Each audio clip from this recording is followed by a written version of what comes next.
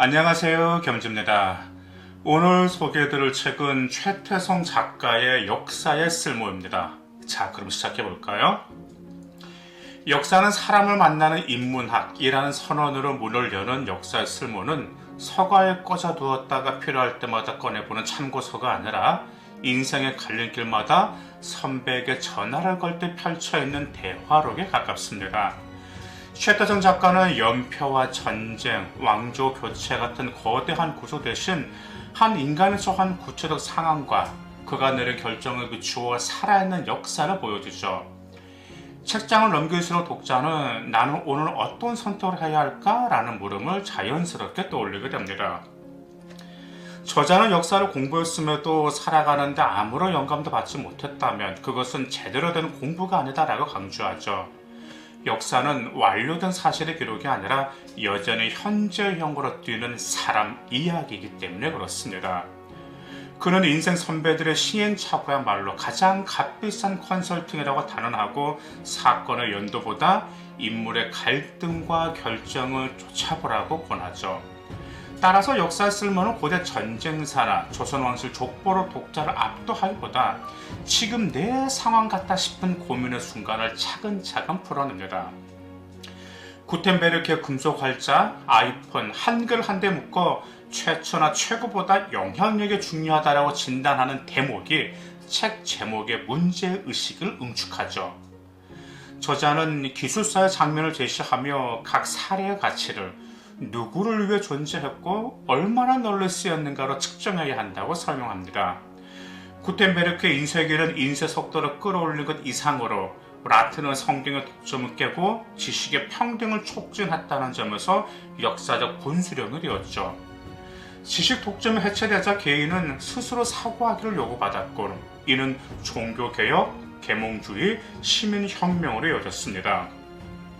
아이폰은 하드웨어 스펙 경쟁에서 꼭 1위가 아니었으나 멀티터치와 앱 생태계를 통해 사용자가 기술을 배우던 시대에서 기술의 사용자를 맞춰주는 시대로 전환하는 신호탄이 되었죠.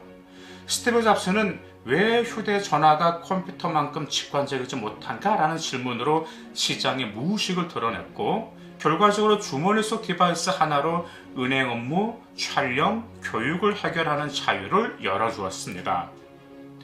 한글은 문자체계이지만 저자는 같은 잣대를 조명합니다. 세종은 어리석은 백성도 쉽게 익혀 매일 써먹도록 하라는 목표로 문자를 설계했죠. 28자를 익히는데 필요한 시간은 학자가 한자 천자를 통달한 시간보다 극적으로 짧았고 이는 곧 평민 독서 시장의 출현으로 이어졌습니다. 한글은 문자 권력을 해체해 평등한 의사소통을 가능하게 했죠. 세 사례를 통해 저자는 기술이 소수를 위한 과시에 머무르면 역사는 외면한다라고 말합니다. 혁신의 속도는 접근성과 집단적 해방감이며 오늘날 창업자나 과학자를 꿈꾸는 독자에게 신박함보다 사회적 파급력을 먼저 개선하라는 조언을 건네죠. 관료 코스를 예약했던 박상진이 임용 직전 사표를 내고 독립운동에 뛰어든 일화는 책의 백미입니다. 그는 명함의 적을 직함이 아니라 정의를 지킨다는 행동을 택했습니다. 저자는 이를 꿈은 명사가 아니라 동사여야 한다고 압축하죠.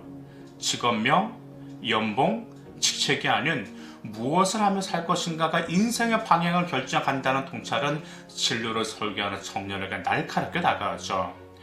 박상진의 법복 대신 피고인석의 설계를 결심한 이유는 법을 몰라 당하는 민중을 돕겠다는 원래의 동사적 목표에 충실하려 했기 때문입니다.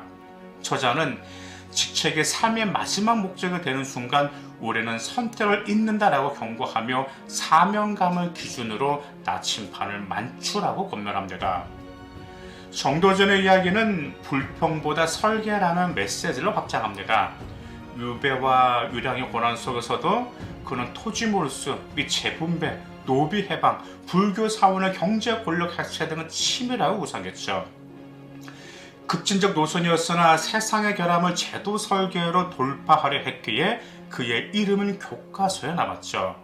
저자는 실패하더라도 대안을 고민한 사람의 역사를 움직인다라고 강조하며 막막한 현실 앞에서 누구 탓이냐가 아니라 어떻게 고칠까를 묻는 사고방식이 역사를 진전시킨다고 설명합니다.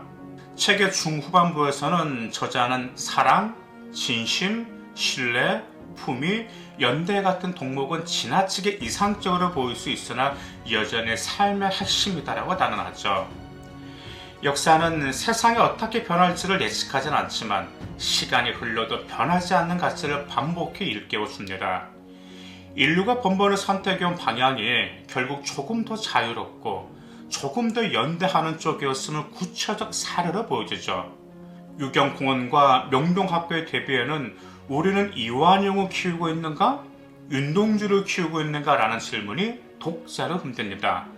출세와 성공만 강조하는 교육이 결국 공동체를 배신할 준비가 된 인재를 길러낼 위험을 지적하며 가치를 지키려다 평생을 걸었던 삶이 왜 중요한지 상기시키죠.